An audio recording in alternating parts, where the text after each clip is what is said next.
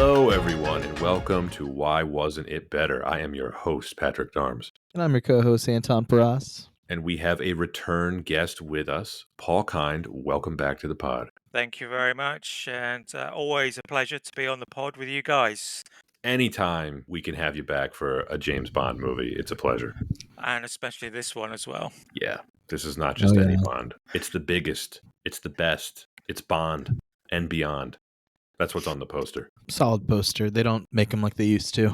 They really don't. This is a poster that I actually have framed and hung up in my living room. That's how highly I think of it. That is very nice. I'm trying to think of my favourite one. I did like the Moonraker one. That's a great one. It's a great one. Yeah, most of the ones from the 60s and 70s are pretty iconic. The recent ones, I think movie posters in general now are just far less interesting. It's much more Well- Photoshoppy.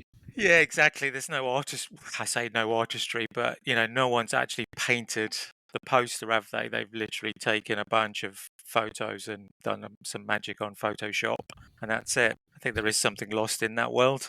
Definitely. Paul, do you have anything to plug before we get into this? Well, only that, as you know, I work at the National Portrait Gallery in London and have recently started doing some talks on particular portraits.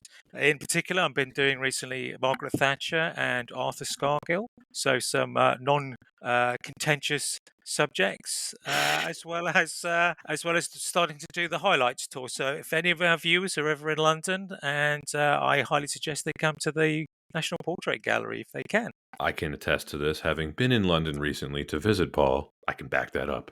Thank It you is very much. well worth a visit. Yeah, so now you know, listeners, do not miss out if you're in the area. And of course, Margaret Thatcher has a connection to James Bond because just a few years after the film we're discussing today, a Margaret Thatcher impersonator would appear at the end of For Your Eyes Only. And I'm sure she was a lover of the Bond series throughout. She must have. Yeah, very big on the British love, right?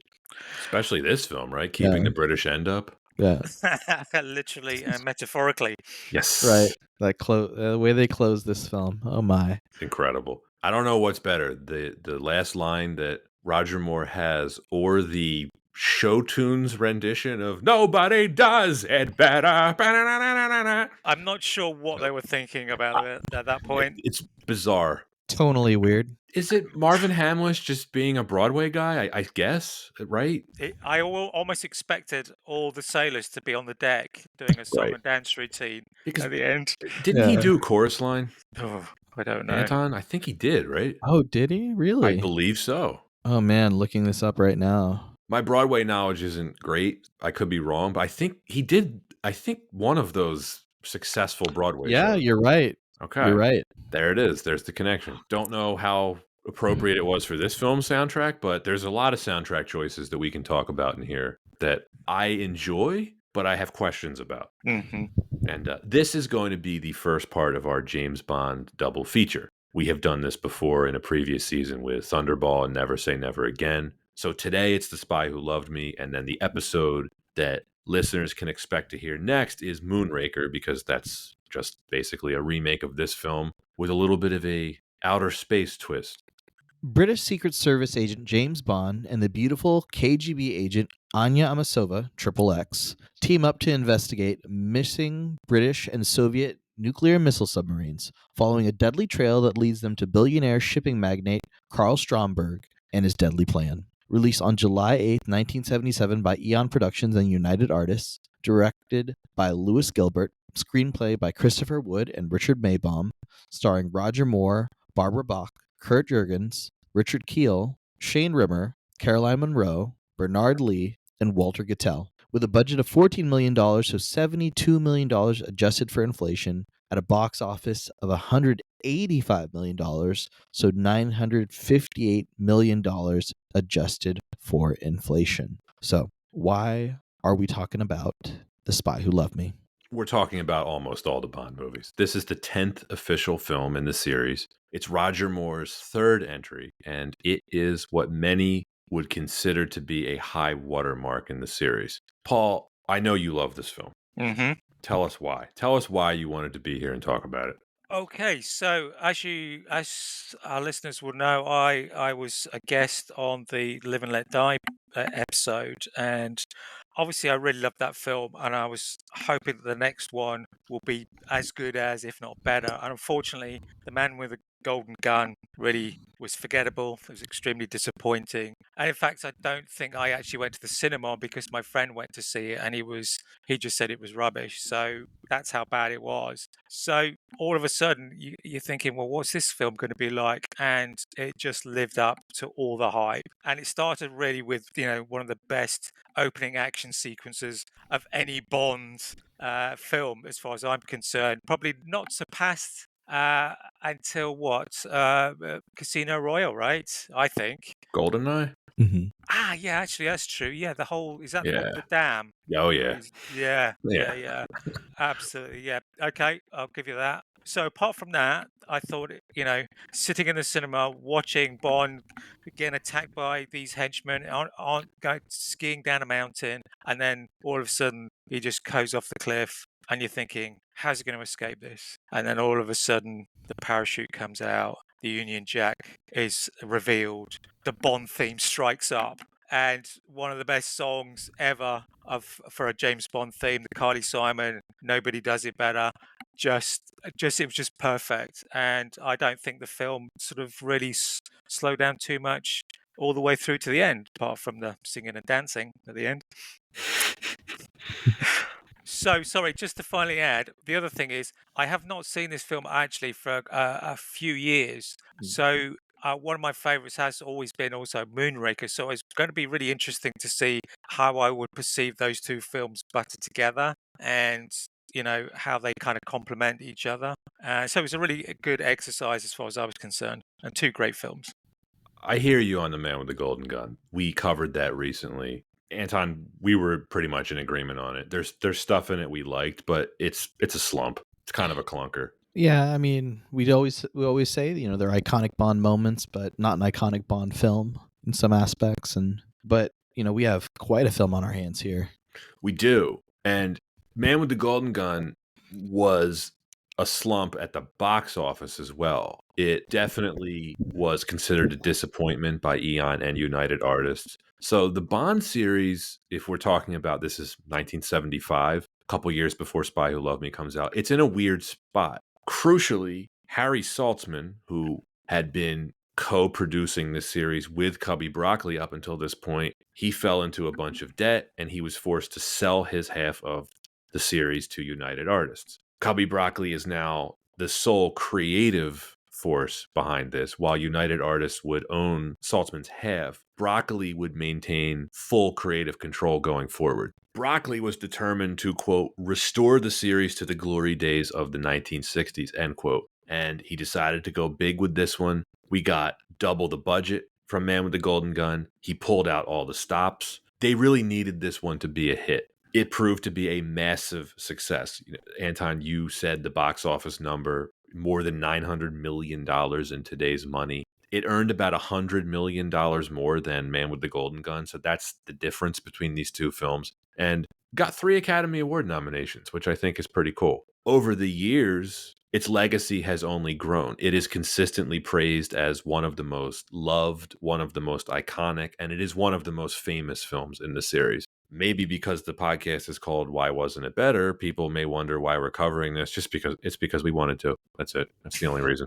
I think that's the best reason we can put out. Yeah. And it's probably no coincidence. This is Roger Moore's favorite film that he was in. I always considered this film one of, if not the best films to show to someone who's never seen James Bond. This is a great starting point for anyone who wants to get into the series, because if this doesn't get you into James Bond, I don't know that anything will. I always loved this film. Of course, I say this on every James Bond episode. I've been watching these films since I was a kid. I've loved them since I was a kid.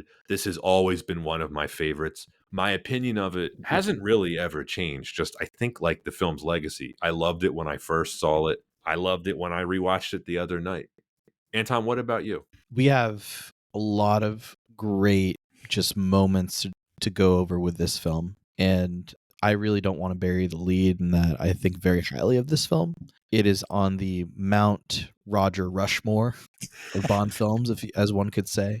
And I remember this being a very influential film in my youth in terms of where I how I remember this film and compared to a lot of Bond films. So I'll just leave it there. A little mystery is always fun, and I'm ready to, continue to talk about this film. I don't know how much mystery is involved at this point. This is going to be a gush fest. Yeah. All three of us love this film. And yet, there's definitely stuff we can talk about. Mm-hmm. So, production history for this. I got a lot of this from the gigantic, heavy James Bond archive book that I own. Pre-production work began in late 1974, even before the release of Man with the Golden Gun. This was, of course, when Saltzman was still officially involved. The issue of his half of the franchise held things up. This was probably originally going to be released in 1976. And of course, by late 1975, Saltzman was out, that case was settled, and Broccoli was able to turn his attention to developing this film. Curiously, this is not an adaptation of the novel. That was published in 1962. Ian Fleming was very unhappy with the way that novel turned out, and so much so that when Eon bought all of the film rights to the novels, he forbade them from adapting it. And the only thing they were really able to use was the title and, one or two vague references. So the plot of this film is entirely original, sort of. It ended up having a lot of similarities to, the Connery film You Only Live Twice, but this is kind of a first for the series where it has nothing in common with the source material. So Pat, I know you're a big reader. Have you actually read the book? I have. Oh, and can you see Fleming's point, or do you actually quite enjoy it? I didn't like it. It's completely different from any other James Bond novel. The first half doesn't even really feature Bond. It's about this woman who's on the run from the mob. And then he enters the story at about the halfway point and he becomes the spy who loved me. And it's narrated in the first person by this woman. There's not much that goes on. There's like a fight at a hotel, if I'm remembering. I haven't read it in a long time, but I understand why he didn't like it. Also, this probably won't surprise either one of you. There's a lot of like really outdated sexist stuff in there. Who would have thought from Ian Fleming? Yeah, not surprising. Some got into this film too, but probably it was much worse than the novel. It was worse than the novel. I'd imagine. Can assure you. A large number of writers were employed to work on the screenplay for this. Some of the names: Sterling Siliphant, young John Landis, which I thought was interesting. Ronald Hardy, Anthony Burgess, yes, the same Anthony Burgess who wrote A Clockwork Orange, Tony Barwick, Carrie Bates, Derek Marlowe. The ideas that they presented in their drafts went all over the place. In the interest of time, I won't get into it all, but you can look it all up online. Guy Hamilton, who directed the previous 3 films, Diamonds Are Forever, Live and Let Die, and Man with the Golden Gun, as well as Goldfinger, he was initially going to return to direct this. However, he left after being offered the opportunity to direct the first Superman film. And of course, he did not end up directing that because of a tax issue, and then there was a delay in that production. Of course, we all know that ended up being directed by Richard Donner. Here's an interesting what if. Steven Spielberg had recently finished Jaws. He approached Cubby Broccoli about wanting to direct this, but Broccoli turned him down. It's okay. We know what happened. I think it worked out for everyone involved. Yeah, it's Indiana Jones. We got Indiana Jones, we got Close Encounters, and this film's awesome. Yeah, the universe is okay. Moonraker, not so much, but it was still fun. Mm-hmm. Ultimately, it was veteran screenwriter Richard Maybaum who provided the first rough draft. Now, his story featured an alliance of international terrorists, including the Red Brigades, the Baader Meinhof Gang, the Black September Organization, the Japanese Red Army. These are all real terrorist organizations in the 70s, by the way. And it featured them attacking Spectre's headquarters in Norway and deposing Ernst Stavro Blofeld before trying to destroy the world with submarine-launched nuclear missiles, attacking the world's petroleum reserves to make way for some kind of new world order. Sounds pretty bonkers. Cubby Broccoli rejected this idea, feeling that it was too political. I can see why.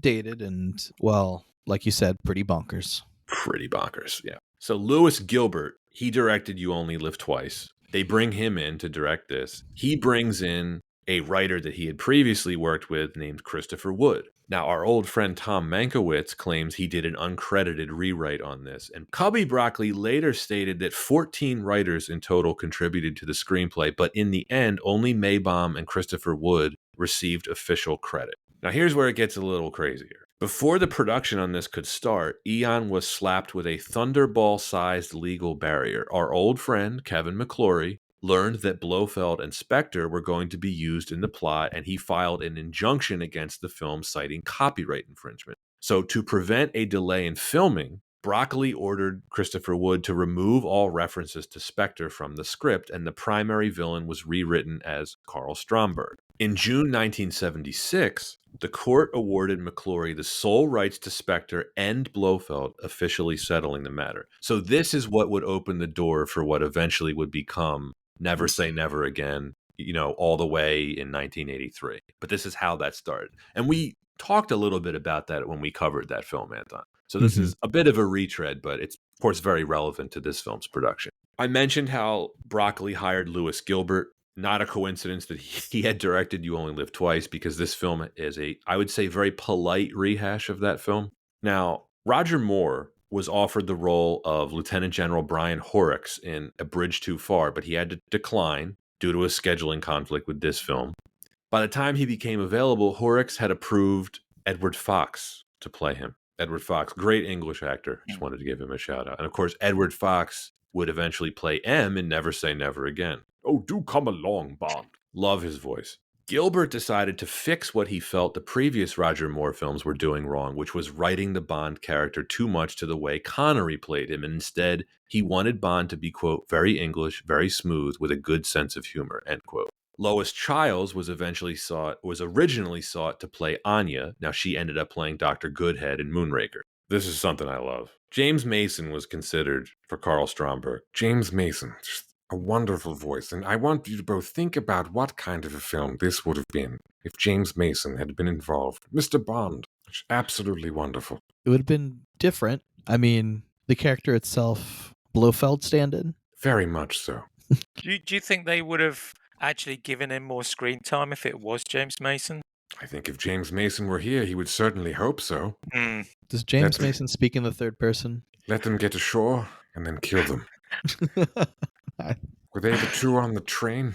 James Bond, Major Amasova, a Russian agent. Does he speak in the third person? I don't know. We may find out later in the episode.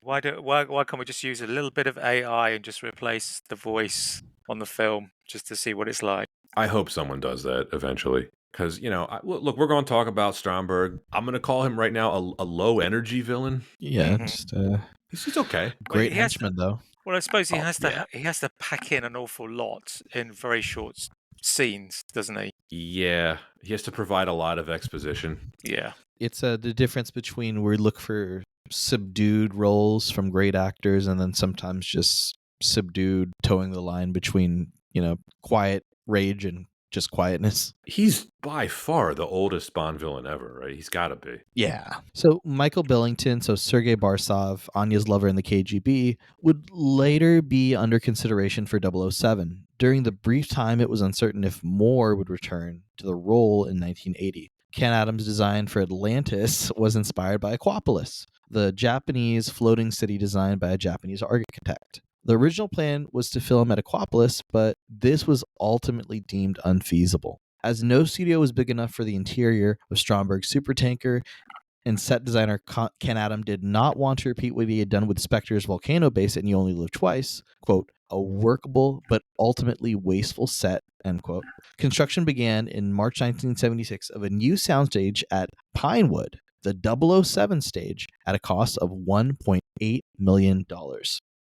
Rick Sylvester's opening ski stunt was shot from the top of Asgard Peak on Baffin Island in Canada. The summit was only accessible by helicopter, and a small crew, including Sylvester and second unit director John Glenn, traveled there in July 1976, a month before principal photography began. The scene was all uncut. Sylvester's pay was $30,000. Filming took place from August to December 1976 at Pinewood Studios, Porto Cervo in Sardinia, Hotel Cala di Volpe in Egypt, in Karnak, Mosque of Ibn Tulun, and Geir Anderson Museum and Abu Simbel Temples, Malta, Scotland, Hayling Island in the UK, Okinawa, Switzerland, and Mount Asgard on Baffin Island in the Northern Canadian Territory of Northwestern Territories, now located in Nunavut. The eyesight of cinematographer Claude Renoir was falling at the time of this movie, and he could not see to the end of the massive supertanker set. As a result, he could not supervise the lighting, and Sir Ken Adams turned to his friend Stanley Kubrick, who, under the condition of complete secrecy, supervised the lighting. In addition, Katarina Kubrick, Kubrick's stepdaughter, designed the dentures that Richard Keel's character Jaws wore in this film. For the exterior of the Liparis, Shell was willing to lend an empty tanker to the production, but the insurance would have cost $50,000 per day. A giant miniature tanker was built by Derek Medding's team and shot in the Bahamas along with the Atlantis miniature. So at the film's premiere, Shell executives asked them how they filmed a real tanker. That's a funny one. A representative from the Egyptian government was on set throughout the shoot in Cairo and Giza to make sure that the country was not portrayed in unflattering light. For that reason, when the scaffolding collapses on Jaws and Bond quips, quote, Egyptian builders, end quote, Sir Roger Moore merely mouthed the line, dubbing it in later. It went unnoticed by the official Egyptian minder and ironically got a great laugh from Egyptian audiences. There was great competition for the movie that could supply who would supply Bond's car. Don McLaughlin, public relations manager of Lotus, realized that the best way to win this coveted position was to make the producers chase after him rather than going begging to him. One day he turned up at Pine Woods driving a brand new unreleased Lotus Esprit with all identifying names covered up. He parked it outside the Bond set, knowing that the producers would see it when they broke for lunch. Once the car had attracted a crowd, all clamoring to know what the car was, McLaughlin nonchalantly got in the car and drove away without answering any questions. As he expected, the producers were desperate to discover what the car was, and Cubby Broccoli later chose it for this movie, with the original design actually being able to drive underwater. May or may not be true. A total of 4, quote, Wet Nelly, end quote, driving cars were built for the underwater scenes. All but the last one were hollow shells. When the crew got food poisoning, Cubby Broccoli famously made everyone spaghetti. He really became the father figure for the series. This film proved that the series could not only survive, but thrive without Saltzman. And originally in the script, Jaws got killed. The scene was storyboarded and rehearsed, but ultimately scrapped because Cubby Broccoli suspected Jaws' character had enormous appeal. And when this movie was previewed, audiences cheered when they saw Jaws swimming away in the finale. The soundtrack to the film was composed by Marvin Hamlish, who filled in for veteran John Barry, who was unavailable to work in the United Kingdom because of tax reasons. The title song, Nobody Does It Better, was nominated for a Best Original Song Oscar, but lost to, quote, You Light Up My Life. And as Pat mentioned earlier, Marvin Hamlish, of course, wrote the music and directed a chorus line, which explains the conclusion rendition a lot more. This film sits at an 82% Rotten Tomato score, and the closing credit says, quote, James Bond will return and for your eyes only, end quote. But because of the success of Star Wars, Moonraker was chosen as the next film. And this, dear listeners, is The Spy Who Loved Me. We're going to take a brief ad break before we get into the discussion. Today's podcast is brought to you by Sprizzy. Looking to skyrocket your YouTube channel's growth? Meet Sprizzy, your video's ultimate matchmaker. Their tailored ad campaigns connect your content with viewers who are already looking for videos like yours. With Sprizzy, you're not just getting views, you're gaining subscribers who are genuinely interested in what you create. Are you ready to boost your reach? Visit Sprizzy.com today and let's launch your channel to new heights. Sprizzy, the smarter way to promote your YouTube channel. All right. Number one reason, Roger Moore. I wanted to talk about not only his performance, but his era. When I think of classic Bond, this is one of the first films that I think of. Mm-hmm. This film is a turning point in his tenure as Bond. It's very different from his first two entries. It's not considered a reboot, but you could almost make the case for this being a soft reboot, or at least a what you might call a reset for him. There's no more cigars, there's no more bourbon. We had the vodka martini back. But I think more crucially, and this is something I absolutely love about this film, is they decided to make concrete connections to the Connery era. This was really the first time where Eon made it clear that it was a continuation of the same character. Because I'm trying to put myself in your shoes, Paul. If you go to see Live and Let Die in 1973, you're probably wondering, like, is it the same James Bond? Mm. This film makes it clear that it is. We get real references to Bond's past. I think one of the best moments of this film is when he is ordering a drink with Anya at the bar in the Mujahideen Club, and she is talking about his background, recruitment to the British Secret Service from the Royal Navy. She says he has many lady friends, and then she mentions his marriage and his wife being killed. And I think it's one of the best storytelling decisions they could have made. I also think that it was also one of Roger Moore's finest bit of acting as well. You could actually see the hurt and the pain in his eyes as she was like going through his past. And I thought that was a really, really great moment in the film. Yeah, what does he say? Enough of that. You said, all right, you've made your point. Yeah, that's right. And she's like, you're sensitive? He's like, about certain things? Yes. Completely agree with you, Paul. And he's a better actor than he gets credit for. This is definitely, I think, his best performance in the entire series. There's a couple moments in here, and that's certainly one of them. Yeah, this is a really fun example, I think, where a lot of thought went into how do you properly get the most strength out of an actor to be their most authentic and genuine self versus trying to emulate a past performance or a previous performance by another actor. We've talked before on the podcast about other characters in film that have had multiple actors in them. You know, Spider-Man, we've talked about there's different preferences, but I feel like James Bond has a very unique circumstance of just with the different actors that have portrayed him, really there are those with such staying power that really influence not only audience perception, but probably acting perception too of how to act it out. So amazing to see Roger Moore really in his most comfortable skin in this film. And it's also quite a unique series because thinking about it, I mean, when you look at like the Spider-Mans and, you know, some of the other Marvel stuff or Batman, they tend to go back to the origin story and retell it, but in a different style. Whereas this one, it's like we don't need to go back. We just keep going forward. And the story is what the story is. But there is a connection. There is that sort of thread that, you know, as Pat says, is like does link some of the films together, but they're not weighed down by any of the past or the particular story of how he became a secret agent. There's none of that. It's just there's him, there's a terrible thing going on, and he tries to solve it and save the world.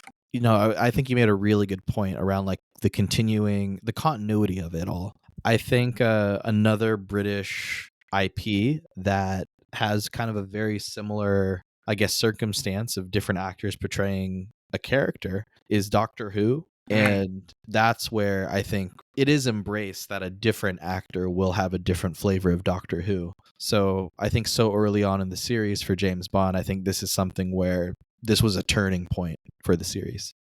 Bond only did the reboot once, very wisely with Casino Royale. Just the one time after 20 films, and we were all happy with that. And what I would say for the future going forward, I hope it's not another origin story. We don't need it. This is not a series that requires constant refreshing, to your point, Paul. Once was enough. Yeah, and let's face it, Casino Royale did need remaking. After Die Another Day, absolutely. Yes. No, I mean, what was the original with Peter Sellers and who's the British actor? Name escapes me. Woody Allen's in that film too. It's just the most bonkers film I've ever come across. So I mean, you're not even counting that as a real Bond film, though, right? No, no. David Niven, that was it. Oh, that's right. Yeah, David Niven's in that. Man, that movie's a mess. I don't know what they were thinking of. But this film, Spy Who Loved Me, we mentioned Anya brings up Tracy. That decision to canonize On Her Majesty's Secret Service, it's the best decision they could have made. Because, Anton, think about it. They completely ignore it in Diamonds Are Forever. And it's kind of weird. You're like, well, what happened with that? It's a big question mark in the series. Eon has never addressed it, the lack of continuity. But they did amend it here. And it's very touching. And yeah, it really leads to one of Moore's finest acting moments in his career. Yeah, it's a powerful decision. One that takes a very intentional, serious tone that, especially when you think about Diamonds Are Forever, that was a very comedic, intentional tone. Yeah. So we talked about before, like there are always course corrections to best determine what are we going to do with the series. And I feel like they made a lot of really good decisions here, this being one of them. And they don't overdo it. It's really quick. It's, 20 seconds of dialogue? That's it. It's not played out to be a soap opera in any way. It just adds more depth and character. It all goes back to what we mentioned in the production history, right? Lewis Gilbert, a very wise directing choice here, he had a desire to play to Roger Moore's strengths, which is what you were talking about, Anton. Like, Moore really gets to turn on the charm here. We don't have to get any gross moments of him slapping Maud Adams, which he looks completely uncomfortable doing it on screen. And yet, this is a pretty lighthearted movie, but he gets some ice cold moments. Like when he kills Sandor, when he knocks him off the roof, he says, like, what a helpful chap. It's pretty dark. It's pretty dark, but I think it fits into his Bond, right? Charming. It's perfect. Yeah. Gentleman, funny, great quips. He gets some real good lines in here. It's no wonder this is his favorite film. This is really where he hit his stride. All three of us loved him in Live and Let Die, and then the Maud Adams thing, they just put him in these really awkward situations in Man with the Golden Gun. But here, he gets to spread his wings. A lot of good one-liners, like let me try and enlarge your vocabulary, cracks me up. He just dropped in for a quick bite, all those feathers, and he still can't fly. My favorite is at the very end when they're in the escape pod and he says, maybe I misjudged Stromberg. Any man who drinks Dom Perignon 52 can't be all bad. I love it. He nails it. And it's not just the lines. His comedic timing is great. And one of my favorite bits of acting is when he's driving the Lotus out of the ocean and he's making eye contact with someone on the beach and he just drops the fish. Yeah. It's just, I don't know. He's somehow able to make that funny. Like with almost any other actor, it's stupid, but it just cracks me up. Now, counterpoint, do I feel like maybe they try to write in a little too many lines? At a certain point, one could argue yes. Particularly, there's definitely goofy moments in here. You're not wrong. I was saying particularly the moment where Jaws is ripping into their car.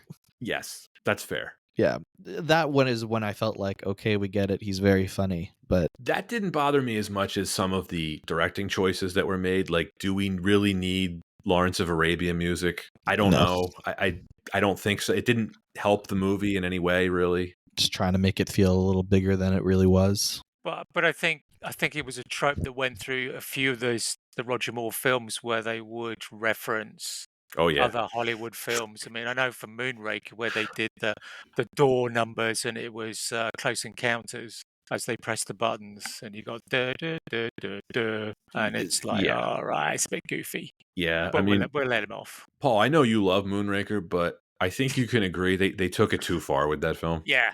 Oh, definitely. Yeah, the needle went a little bit too far to the right, and it was like, whoa, let's course correct. But the other thing I really liked, particularly with the Roger Moore thing, was this was the first one where he was coming across a megalomaniac, whereas all the others, there was the drug dealing guy in Live and Let Die, and then the story around the man with the golden gun was essentially two assassins fighting each other over owning solar power. It wasn't really big, and I think this really set the stage. This was someone who wanted to destroy the world.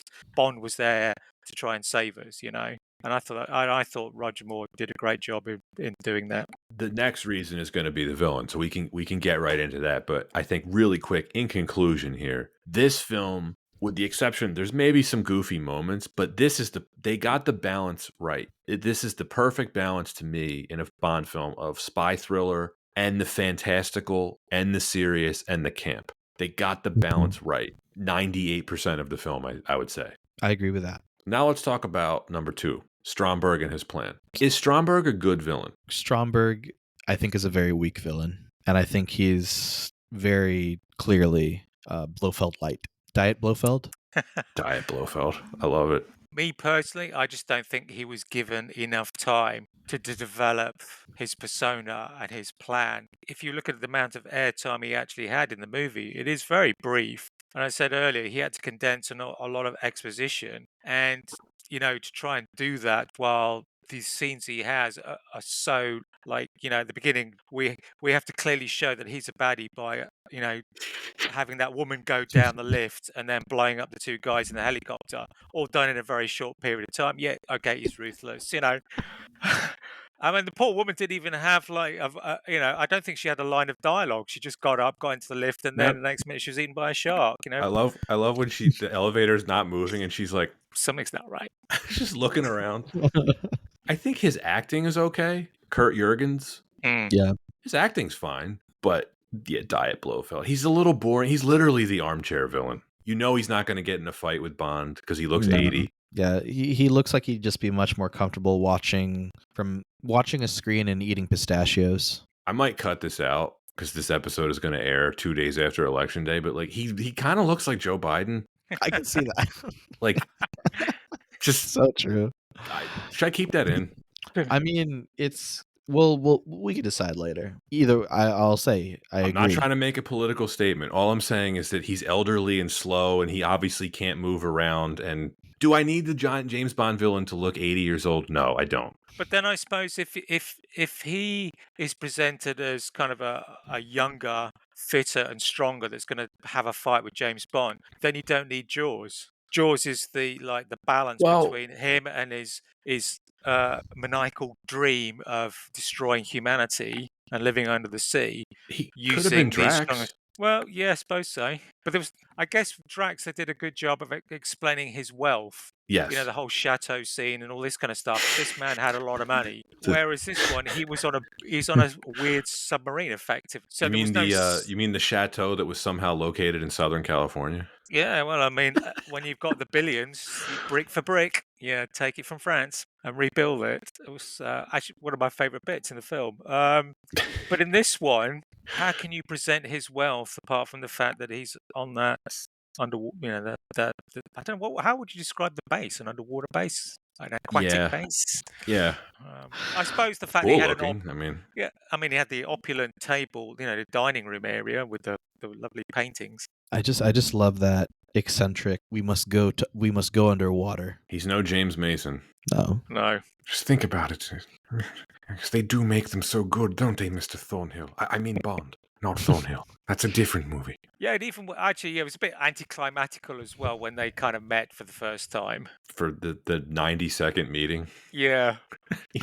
What's his name? Robert Sterling. He's like a marine biologist. It's so ridiculous. What was he going to do? That's the thing. I don't understand what the point. Unless you guys know, what was the meeting about apart from just introducing each other? He was a fellow lover of aquatic life. But they just had a game of like, can you name this fish, and that was it. Yep. It's kind of lame. Yeah. It's kind of lame. Well, let's talk about his plot because Anton you were about to get in on this. I mean, it's just Go ahead. Look. Why is it always nukes, man? Like it's just so the last two films were low stakes. Yeah, but even then they've already touched nukes in the series, right? It's either a nuke goes missing or someone's misplaced some nukes. Sounds familiar, right? And so somehow with that plot, it really is just kind of putting the world hostage using nukes in order to do what? Well, he's not holding anybody hostage, which is, I think, makes him a little bit scarier than your usual villain. There's no negotiating with him.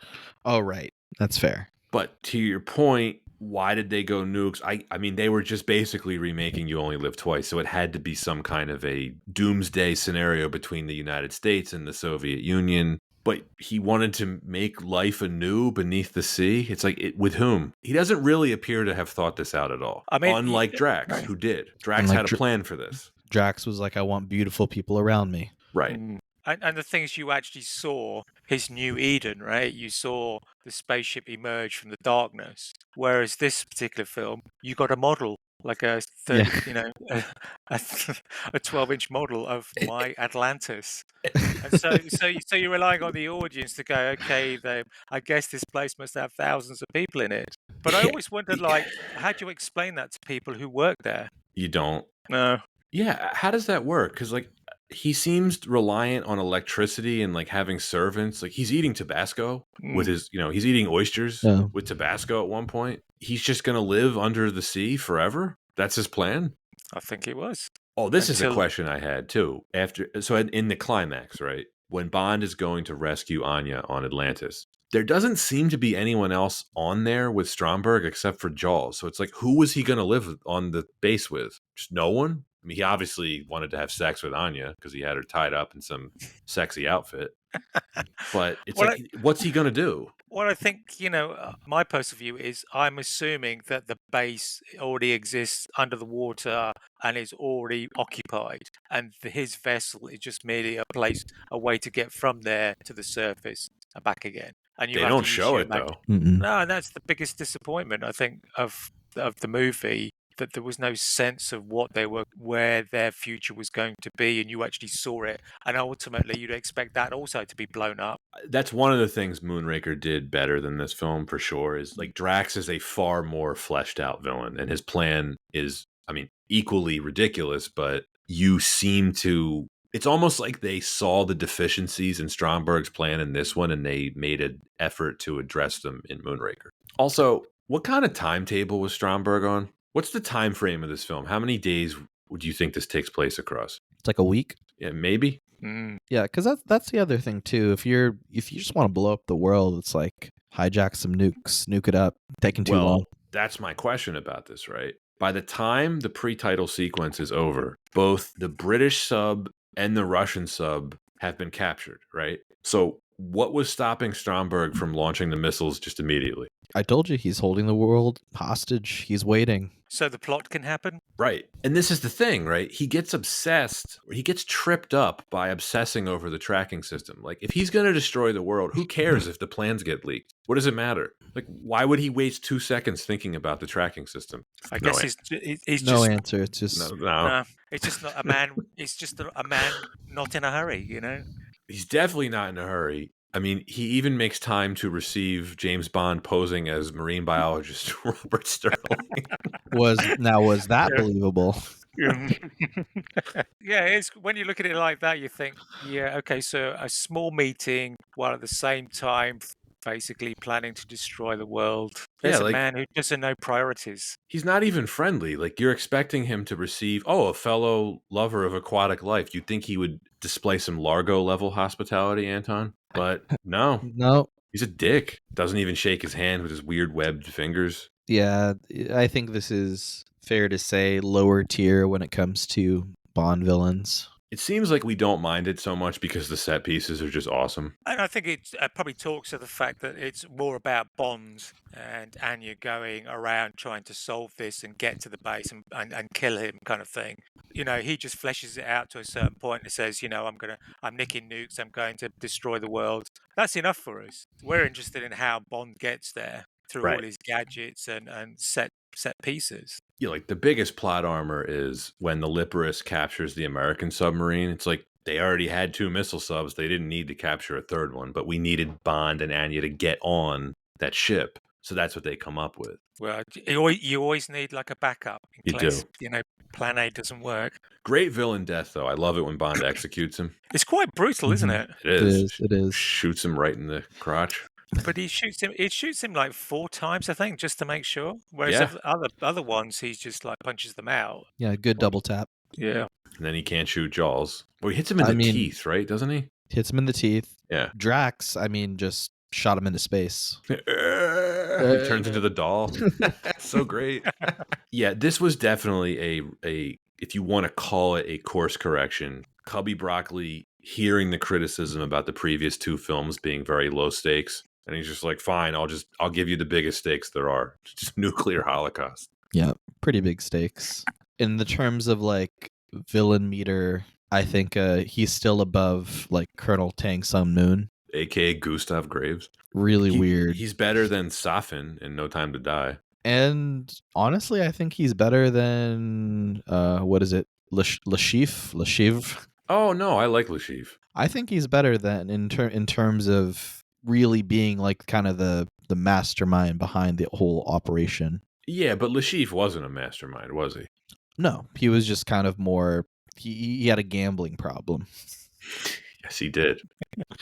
But again, I do think that if it had been given more time, I think he could have been a better villain That's fair. in this film. Yeah, he's definitely not on screen much. No. Another question I had, and there's no answer for this. It's never really explained how the submarine tracking system works. Like Q tries to give us that, like, by its wake. It's like, but it also seems to like disable the submarines, like an EMP. It's like that's just never explained. No. I mean, it's No. cool. Like, you know how in the beginning when it opens with the British sub and it's getting all the systems fail and they have to surface, and the captain in the periscope, he's like, oh my god. It's like, it's pretty good mystery, because if you've never seen the movie before, you're like, what's going on here? This is crazy. Mhm. So they at least have you on the hook for that. The only weird thing I found was, when they met at the naval base, and then they went through that whole parade of opening up those big metal doors to reveal the tracking system, and they It's plotted awesome. it out. And then Bond just happens to have an acetate that's exactly the right size and scale and lays it over the top. I'm thinking, wow, that really is impressive to have those things that's come together like that. It's kind of high tech and low tech all in one go. I love how analog that whole set is. Everything's just like giant buttons and stainless steel panels. It's great. Ken That's Adam, just once again, the MVP of the movie. Oh God! There was a great BBC documentary. I think I sent a link to you. It's about 4 hours, so I think it's actually 4 parts. Mhm. And Ken Adams said that he was on 5 milligrams of Valium a day to get through the film. That's some going. That is wow. And he was, every time you saw him, he had this. I think it was a cigar, and it seemed like a glass of whiskey. So this is the life of an artist. Still live to be 90 something. Goes to show, doesn't it? Yeah. Live life the Churchill way. Yeah, absolutely. But what sets, though? I mean, just so impressive. It's amazing. This is one of the better looking Bond films for sure. Next reason, the casts and the writing. A lot of little details in here. We talked about one of them already, where they're making concrete references to Bond's past. I believe this is the first or possibly second time in the series that M refers to Bond by his first name. Mhm. Thought that was really cool. Mm. It's one of only a handful of times that Q is called by his real name. Anya calls him Major Boothroyd. Out of respect, of course. Right. And then, did you pick up on this? M is called by his first name, Miles, by General Gogol, who in turn, calls him Alexis. I thought that was really cool. I think like this is something that was explored in, later Bond films, just around rival counterparts. I think that that's just really cool concept. Yeah, this would be Gogol's first appearance in the series. And, he would pop up, I think, in the next 5 or 6 films, all the way up to Living Daylights. So he would become, a really nice recurring character. But the big one here, Barbara Bach as Anya. What do we think? Killer. Just stone cold killer. Top tier. Mhm. Agent Interesting. Triple X. My only criticism that she didn't really have a double entendre last name. She did wasn't- not. That was disappointing. No You mean Pussy not Galore. like a Holly Goodhead? Exactly. Not Yeah, like Pussy Galore. Yeah. Well, Well, I mean, Triple X, I think, took care of that.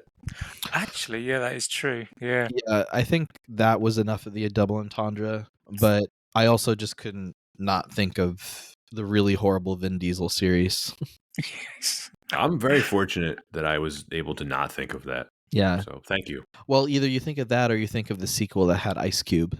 Didn't see it. Yeah. Oh, Don't God. need to think about it. I've seen both.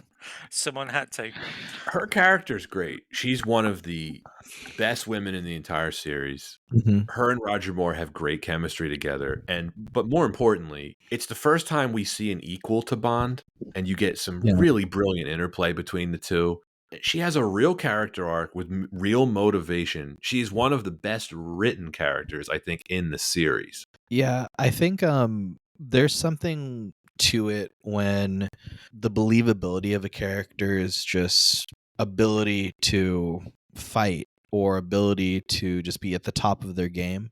There's always those films where it's just other characters talking up a character, and that's how credibility is built, versus here you see that on screen with action, either in the way that they discuss together, or you see them going throughout the film, kind of throughout really not necessarily earning her place as the rival, but really showing that she is competent fully. Yeah, like she outwits Bond when she knocks him out with that cigarette thing. Yeah. You're not used to seeing that in the series. It's really interesting. And this is a big improvement over You Only Live Twice, in my opinion, because the women in that one, remember, Aki gets killed by the poison, and then they're just like, let's bring in a replacement and not even tell you her name. I personally think the chemistry between the two of them was fantastic, and you could tell they both liked each other. But there was that rivalry there. They did come from different society types of, cultures, but this time they were kind of thrust together. But at the same time, there was this underlying kind of revenge arc that needed to be finished as well, which I thought was really, really well placed.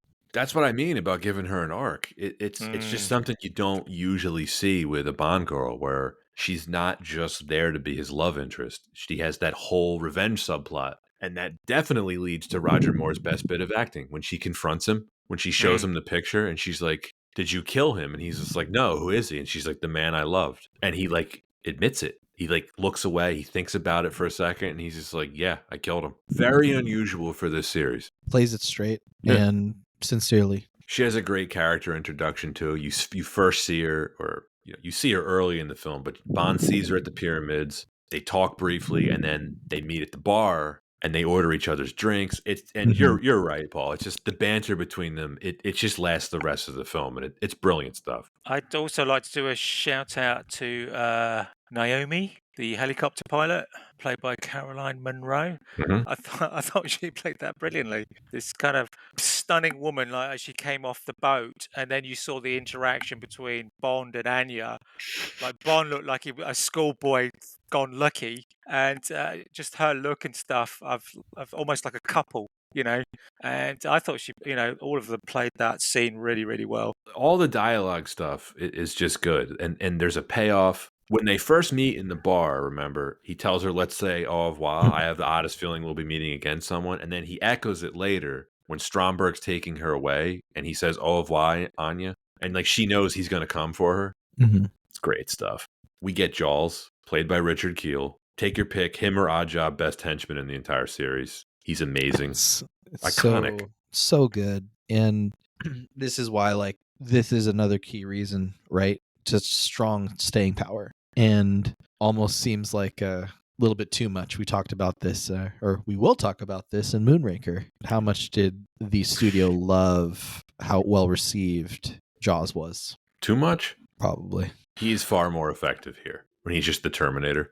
Just a physical force and terrifying, like legit. During that train fight, Roger Moore looks genuinely frightened when Jaws is throwing him around. Roger Moore was like 6'3". Like, he was a big guy. I guess it wouldn't be hard to be afraid of Richard Kiel. Yeah, and just like very well choreographed the way that they show his like leveling of strength. Like, can destroy regular everyday objects, but at the same time tear apart a car, tear apart a train. I feel like it was a larger than life performance, but it was still very well grounded within the universe.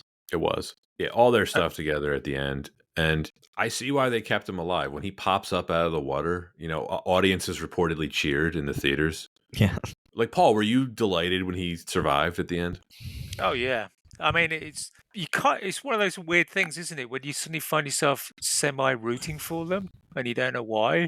And he is, because I think all the fights they had were all pretty fair, and he was just this relentless person that just kept coming back for more and more and more, you know. And yeah, I was delighted when he came back. I didn't think the arc ended particularly well, but that's for you to discuss another pod. But for this one, I thought he was great, and the whole concept of Jaws as well. The fact that he had the teeth was his thing, and able to sort of eat and rip, and I assume he's basically ripped the side of your neck off or something. Yeah, I mean, it was, it's rated PG, so they couldn't show too much. But yeah, he sure does bite people slowly. You got to make it last. Yeah, he milked it for sure.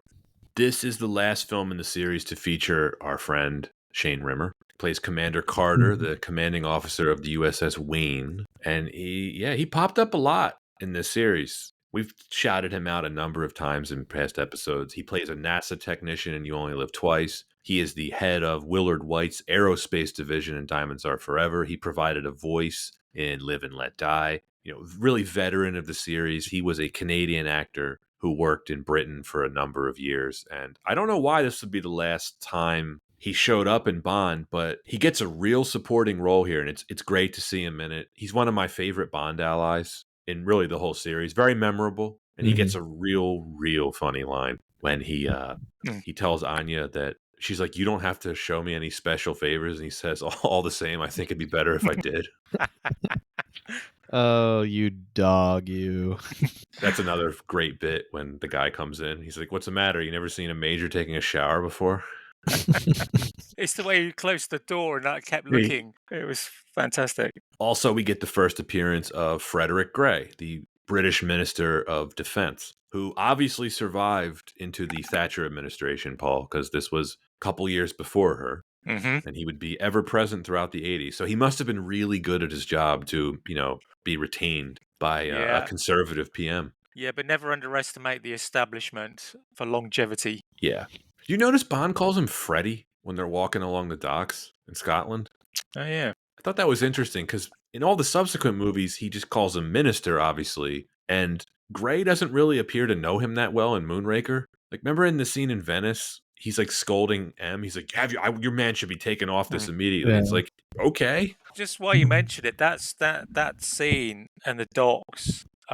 It's one of the things I liked about the Bond films. It was really quite grounded. And I was thinking, I was watching it the other last week, and I noticed the fact that they timed a submarine to be tracking behind them. And beautiful. I'm thinking, like, how long did that take to set up? And then how often did they have to go, nah, we didn't get the shot. Can you just back your submarine up and we'll do it again? It's one of the best shots in the film, just gliding along in the background behind them. Yeah. Yeah, you're right about the grounded thing because it's like they didn't have to shoot at the sub base up in Scotland, but they did, and it's just a really nice touch. One of the things, we mentioned how this is the first appearance of Gogol. Mm-hmm. One of the things I think that has aged the best about this series, and it was a very conscious decision from Broccoli, is that unlike a lot of movies from the Cold War era, they don't use the Russians as bad guys for the most part. Bond is very, very unusual for a lot of its contemporaries in the 60s, 70s, and 80s. Think how many films use the Cold War as a backdrop. Bond does that. But the Russians are rarely the enemies. I just think it was a very intelligent decision on their part. And Cubby Broccoli wanted it that way because just an incredible bit of foresight on his part, he said one day these films will be shown in Russia. And I don't want Russians to just be the bad guys all the time. A very nuanced take, but kind of interesting to see where things have gone with the Russian government. Yeah. I mean, we would eventually get to the point in the 90s where you had a James Bond movie filmed in Russia, which is really cool. And that definitely would not happen now. No. Early in the film at the sub base, we get Admiral Hargreaves, played by Robert Brown. He would later play M in 4 films in the 80s, from Octopussy to License to Kill. It's not clear if it's supposed to be the same character, but I thought it was just interesting. And of course, it was very nice of Q to relocate his entire lab to Cairo, as always. Isn't that convenient? Very. He does it in Brazil and India and Not in Japan. No, he's very annoyed about having to come to Japan, remember? Yeah. Make sure her father comes, little Nelly. All right, next reason, the production. We mentioned how Broccoli upped the stakes after the criticism about Live and Let Die and Man with the Golden Gun. We were sort of getting into this earlier, but this is one of the best looking films in the series. Despite going blind, well shot by Claude Renoir. True. This is a very colorful film, wonderful use of locations, and definitely one of the best shot films in the series. Yeah, it's a really good example of seeing this film in high definition, even though it was filmed in the 70s. You just get a really good example of it still looks amazing versus, I think, and we've talked about this before, some perceptions of older films looking quote unquote old. This looks great. This looks amazing. I think a lot of it is down to the fact that there aren't that many, well, I suppose you couldn't really do it, but like really bad visual effects in terms of rear screen projection, that kind of thing. It was kept to a very minimum. And the miniatures were absolutely outstanding in some of the shots. I can understand why sometimes people get confused whether it was real or not. Yeah. I mean, even the commitment to the grandioseness of it. Like, think of we've talked about the opening shot before, just the crazy stunt to open up the film. That is commitment. And where are we kind of getting very similar stunts nowadays, but like Tom Cruise? Yeah, and you're right. And he's the one being the stuntman. You're absolutely right. This is a proper blockbuster. Everything about this movie is big. Big villain, big plot, big henchman, big layers, big gadgets. Grandiose is the right word, Anton. At every level. The miniatures, you're right, Paul. I would say the only shot that looks bad, and when I say bad, it is horrible. It's when the little speedboat pops out of the Yeah. tanker. It's just the little Yes. mannequins in there. It looks terrible. Yeah, you would have thought they'd have scaled that up a little bit, but Everything else looks wonderful. yeah, even some of the plates are absolutely fantastically well painted. It's only because I went up close I could see, all right, that's actually a plate. It was like incredible. Attention to detail. At the end of the day, having a set that has 3 submarines in it is pretty mind-boggling. It's When you, amazing. That set, yeah, that tanker set is spectacular. That Mhm. all the set pieces in this movie deliver. And one of the things that it does so well is that it's a very demonstrable use of escalation, where Mm. all of the set pieces really go up a level. When think about it, the car chase turns into a helicopter chase, which all of a sudden turns into the Lotus going into the water and becoming a submarine, and then it becomes it just morphs into this underwater action set piece. And then you get to the climax on the tanker with the battle between the two armies. It's incredible. It's crackerjack stuff. Mm. I thought the helicopter scene was so impressive. The way that the helicopter would just keep emerging in different parts, you weren't really sure where it was. The way that it swung around and the bullets hitting the roads, etc. It was just fantastic, and the pace of it all. And as you say, and all of a sudden it's flying off a pier and then turning into a submarine. You just couldn't get more James Bond than that. But my question for you two is, when they head off towards the underwater base Mhm. and they see that window and they're looking down, what is it we're meant to be seeing from that? Because all we saw was what looked like a huge globe with lots of little dots on No it. idea. Not sure. No idea. Yeah, It's funny yeah, too, because doesn't Bond say like that's exactly what we're looking for? It's like, is it? yeah, yeah. What are you looking for? Yeah, very, very odd. And the other thing I think in that documentary they spoke about, you go from the submarine section of the base to the top bit where there's like a globe and a lot of people sitting around it, Yeah, and the they control close room. it off. The control room, thanks. Yeah, Mhm. and they made a deliberate decision not to have lots of TV screens in that particular section, and decide, okay, I'll have this huge globe and just people just tapping away on something. And I thought, yeah, it just makes it quite a sort of surreal design choice and something sort of very kind of James Bondy. So analog. Even when they're doing the Yep. computer and Roger Moore is like typing with 2 fingers, he's like, That was innovative back then. it was cutting edge. Did they use a floppy disk? Right, Or was it- possibly. that might have been before a floppy That disk. I don't know. might have been before floppy disks. So would that have been like the reel-to-reel stuff? I don't Yeah. know because in For Your Eyes Only, which was 4 years after this, do you remember the scene with the Identigraph where they're using the giant like pizza-sized disk drives? Hmm, Maybe not. no. Well, they do.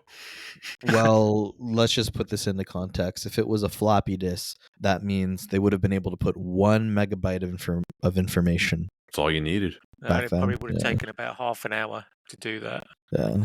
and a lot of noise. My other question was, the Seiko watch and its label maker. Yes. How much tape do you reckon he had available in that watch? Just before that it one ran out? message. Just the one Just message. that one. For emergencies only. Pat, I know you're our watch aficionado. I do enjoy watches myself. What is the model that folks can look to? I knew it wasn't a Grand Seiko. It's not a Grand Seiko. It is a Seiko 0674 5000 LCD. So now you know, listeners, if you want to be like Bond in The Spy Who Loved Me, get that model of Seiko. It looks like you can pick them up on eBay for like $250, somewhere in there. That sounds reasonable. Probably get it for half that at a watch convention. I don't think that it comes with the built-in label maker, but if any of the Oh, shoot. listeners make the purchase, write in and tell us. Be kind of handy though, wouldn't it? It would, in some ways. Lotus Esprit, iconic. Lotus it's a really interesting place in exotic car world, right? It's not like the top line whenever people think of like sport cars, but it's in this film and it looks amazing. They're certainly not cheap, but they're not crazy expensive. And it is interesting. How many Lotuses have you ever seen in your life versus like Ferraris and Lamborghinis and Aston Martins? I would say a lot less. I used to see Lotuses a lot more than Aston Martins and Ferraris. Really? But then again, I'm in the Bay Area. You're in the Bay Area. It's fair. But how many of them go underwater? Well, we know Ooh. Elon Musk had one.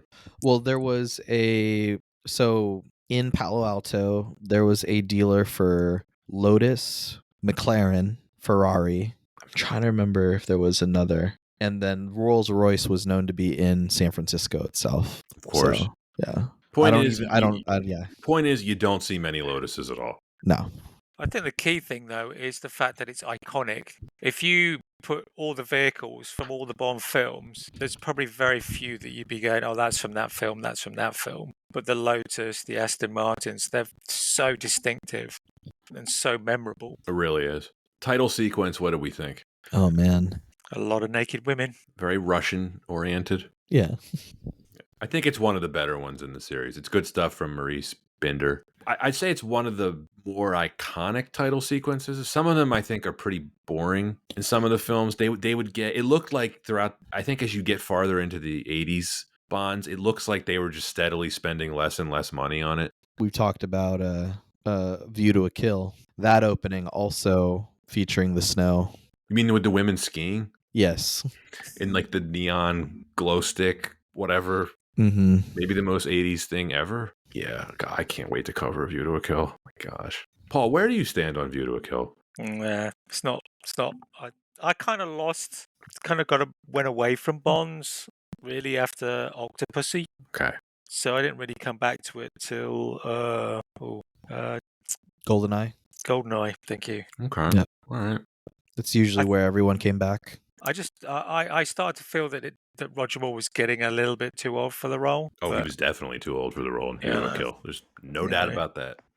Which Anton and I are both fans of View to a Kill, and I don't want to speak for you, Anton. I would never call it a great film. No. but I enjoy it.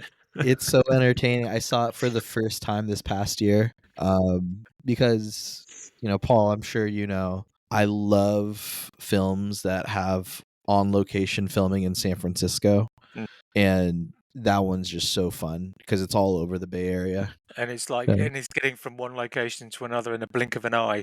Oh yeah, there's no spatial geography that makes sense, but that's the least of your worries with this film. Right. I look forward to that one. All right. Nobody Does It Better. I think it's my personal favorite song in the series. That's really fair.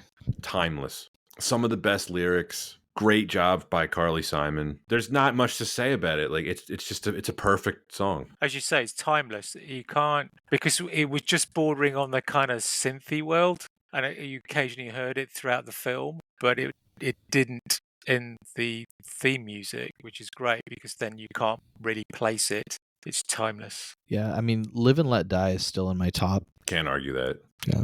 Would you say this is top 3 for you? Top 2? Yeah, this is also on the Mount Roger Rushmore.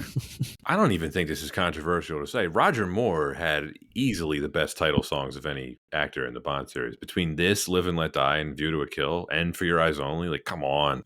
Yeah, Diamonds Are Forever is still also top for me. I just mean if you're comparing the actors' title songs, it's Roger Moore has the best ones. Yeah. Also officially has the most Bond films, right? Officially, yes. Yeah. Connery technically has the same amount, but Never Say Never Again is not an official film. Official, right. Whatever. I am so glad that Marvin Hamlisch wrote this song the way it is, because while I would say I like the score overall, there are moments where it gets really disco and he's really ripping off the Bee Gees. And I'm just very grateful he didn't do it with the title song. And also, if either of you have listened to the soundtrack, have you heard the instrumental version of Nobody Does It Better? It plays in the film. Yeah, it's really classy. Gorgeous.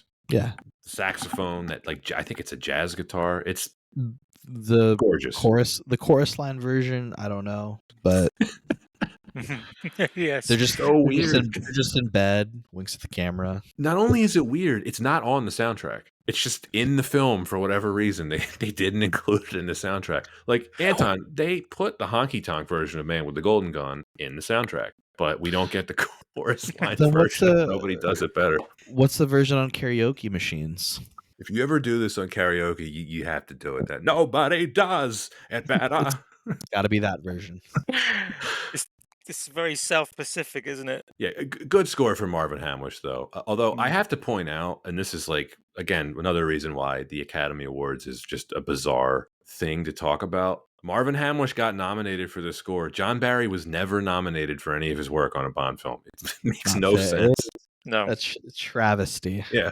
This was the first Bond film to be nominated for, I think, score and song. So it was like we had all the previous ones with some of the best film scores ever written, and the Academy was like, we're good. This was also the first Bond film to be nominated for production design. Ken Adam didn't get nominated for You Only Live Twice, didn't get nominated for Goldfinger, didn't get nominated for anything else. This was the first one. It's again, I don't get it. Maybe they didn't lobby for it. I couldn't tell you. Well, it's good he got recognized. That's the main thing. Very true. This lost to Star Wars for score and art direction. It's like, all right, I'm not going to argue that. Yeah, dang. The song thing is outrageous. I don't know what You Light Up My Life is, but I can tell you it's not better than this song. Well, the fact that we can't even remember it says a lot. Exactly. Anton, this is going to be a bit of a rarity for me here. Wardrobe, not a fan. None of the suits in here really do it for me. It's okay. I mean, I thought Jaws was dressed impeccably, especially for his size. Jaws was. Like, if you had to say who was best dressed in this film, it was Jaws. Or Like, Stromberg, maybe. Or Stromberg. He's got a lot of like cravats and tunics. He looks very comfortable, Stromberg. He was chilling. Underwater. I like a lot of the chairs he has in his lair. He's got like those giant Eames looking chairs. It's like it looks very comfy. Looks like he shops at Pier Import. Although I didn't like Bond's wardrobe for the most part, but it was nice to see him in his naval uniform. Yes. That was a cool bit. Which we got a bit of a hint to in You Only Live Twice, We right? did. Which is interesting. Here's a trivia thing. Here's a trivia bit for you. Can you name the third film where we see Bond in his naval uniform? It's only been in 3 films. Oh. Is it a Sean Connery one? He already said You Only Live Twice. So it's You Only Live Twice. It's this. Only Live and Twice, it's one this. other film that came after this. Oh, came after. No. Was it a Pierce Brosnan one? It was. I knew. Okay. I'm close. Well, it wouldn't be the last one. Yeah. Not the last one. It's Not Die Another Day. So then The World Is Not Enough. No. Shoot. Tomorrow Never Dies. And that's one of the things I wish we had gotten to see in Daniel Craig's tenure. I was hoping to see him in the naval uniform, but alas. I was going to say, I don't think they wanted to kind of go down that route, did they? Apparently not. Rather. No, we got to see him miserable with a child, but we didn't get to see him in his naval uniform. All right. Well, we talked about more his performance, how this fits in with the previous films. We talked about Stromberg and his plan, the cast, the writing. We're talking about how much we love the production. Anything to add before we wrap this up and give our ratings? I've just got a question for you. Okay. So, you know when Bond was trying to find Vikesh and he goes to the office and his glamorous assistant was there, and for whatever reason she just decides, yeah, let's just have a bit of a smooch.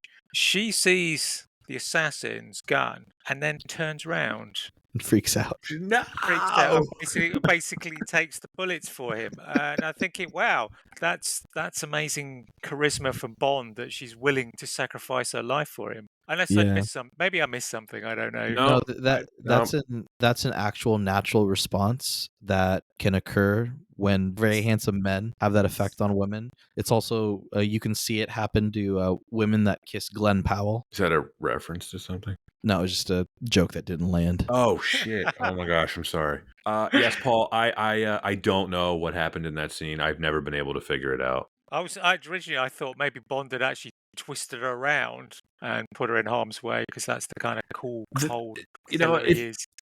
Building off that is actually, I think, one of the weaker parts of the film is that whole thing where he visits his friend who offers him a Egyptian woman for the night or something. I don't really know what was going on there. Happens a lot. Sure. What does he say? When one is in Egypt, one must delve deeply into its treasures. Which is funny. Remember, his friend is telling him, like, oh, yeah, eventually you're going to be dealing with Max Kalba, but you have to first go through this guy Fekish. It's like, knowing what you know about Bond would be like, yeah, I'm not doing that. I'm just going to go to Kalba. Like, why would he? It's a little, I feel like if you're going to cut anything out of the film and the plot, you could easily dispense with that.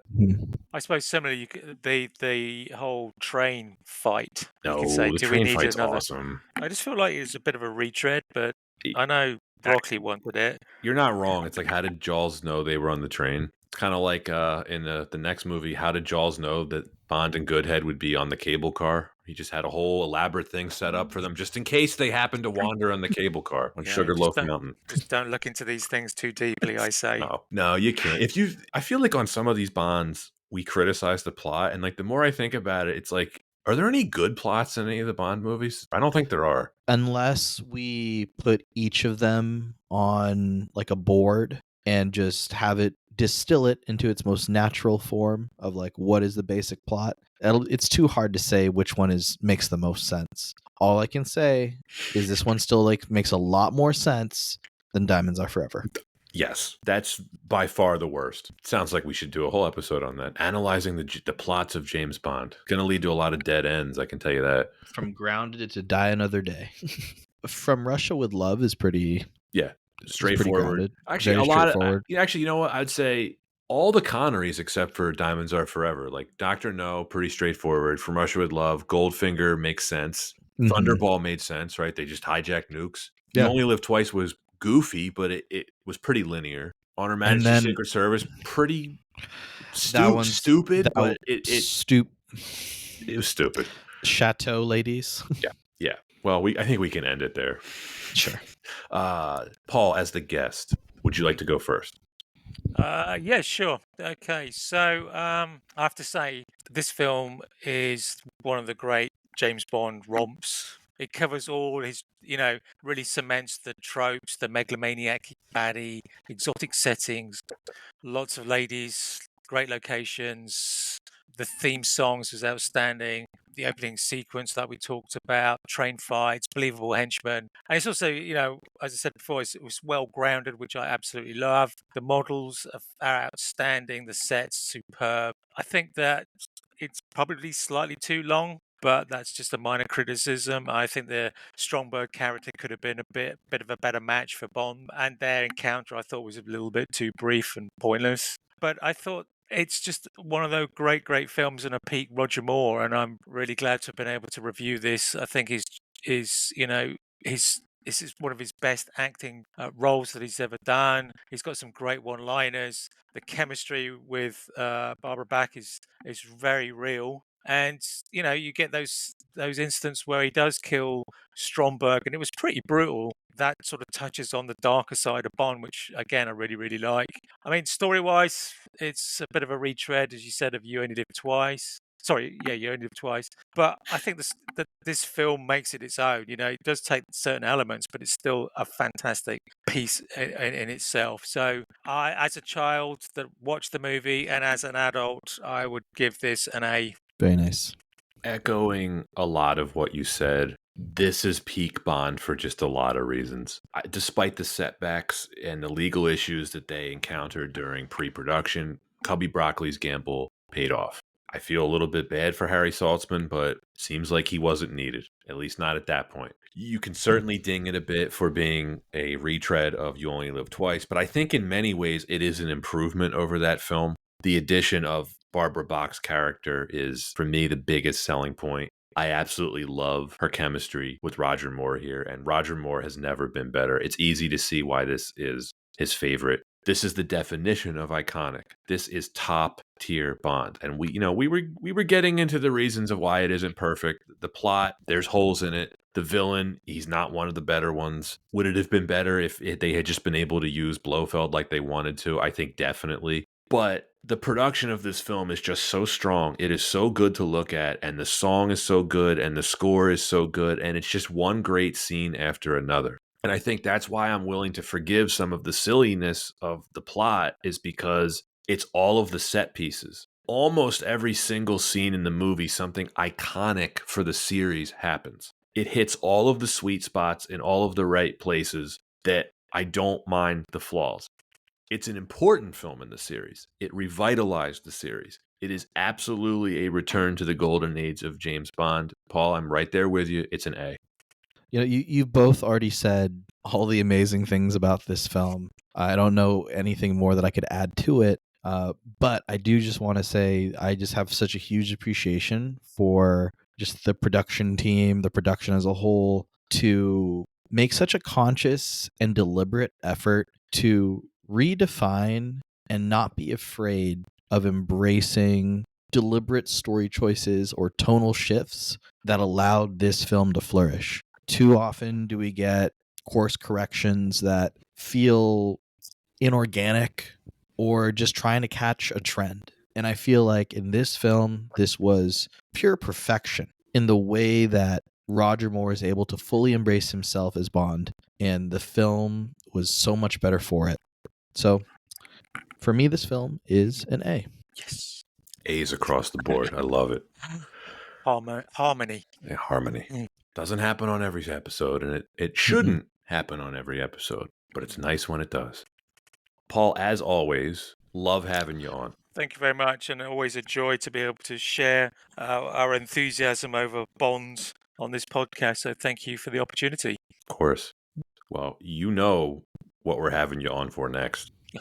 Oh, yeah, baby. This is a first for the podcast. Anton, we had this conversation yesterday, and Paul, you'll appreciate this. I made it clear to Anton that he needs to watch it twice. Which I will. Where Eagles Dare is not just a film you should watch once. There's a lot of setup in the first half that pays off in the second half, and upon that second or third or whatever, how many times you want to watch it, Anton, it all pays off. It is one of those gems of a film that doesn't get the credit I think it merits as that in that genre, the plot and everything else. Anyway, I don't want to talk too much, but yeah, Say no more. definitely great advice. Watch it at least twice. I mean, it's just great. It might be great, or it might not. Maybe. We'll see. Well, that is it for The Spy Who Loved Me. Next episode is going to be the second part of our double feature. It will be Moonraker. As always, you can find us on Instagram, Twitter, and TikTok. Please check out our YouTube channel as well. And for those who would like to support us directly, we have a Patreon. Links to all of the aforementioned are in the description. Thanks for listening, and see you next time.